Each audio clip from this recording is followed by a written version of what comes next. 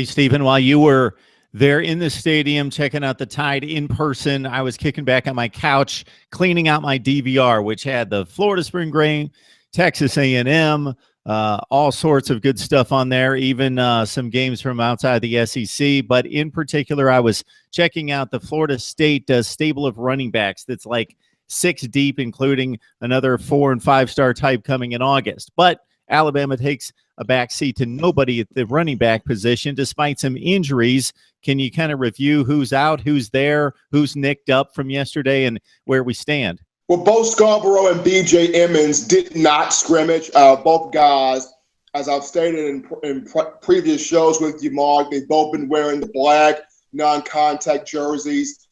B.J. Emmons, who had the foot injury during the earlier parts of the 2016 season. Bo Scarborough, we know the leg injury he sustained in the college football playoff title game versus Clemson. Both guys have practiced all spring. They've done some individual things. They've done some team things, but Saban decided to hold both guys out from the scrimmage just to make sure that they're recovering, they're getting healthier, and he's taking both guys through spring ball in stride. Damian Harris did scrimmage, the rising junior, however, nicked up his ankle halfway through the scrimmage, did not finish, could have, but Saban choosing to hold him out. Josh Jacobs, the recruiting gem from last year's class, who had roughly 600 yards total rushing on the ground, had 567 yards rushing a year ago, had a thigh bruise toward the end of the scrimmage, so he got some work done but suffered a mild thigh bruise. He is expected to be in practice next week versus Damian Harris, of whom Alabama will hold out of practice a couple of days. So with both Scarborough and B.J. Emmons not practicing, Damian Harris and Josh Jacobs scrimmaging but got nicked up, you saw a lot of Najee Harris, the 5-star back, and Brian Robinson, the 4-star. And Mark, let me tell you, from talking to the people I've talked to, both guys, immense potential. I've heard nothing but Najee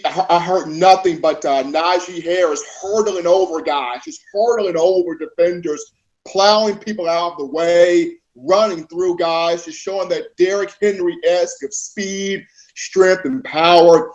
Brian Robinson, not in the same strength and power, but the speed of Brian Robinson, being able to cut, get in and out of the break, making guys miss, juking guys when he's able to evade and be elusive. So seeing those two guys out there, the freshman getting some work in, speaks volumes of how well Alabama recruits at that position and the job that Burton Burns has done as the running backs coach. So even without, Bo and BJ and having Josh Jacobs and Damian Harris nicked up, Brian Robinson and Najee Harris, they're getting it done. Stephen, I tell you, 64 teams play Power 5 football.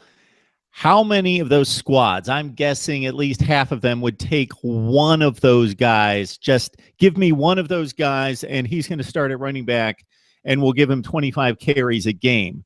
6 deep at Alabama at the running back position. It's amazing.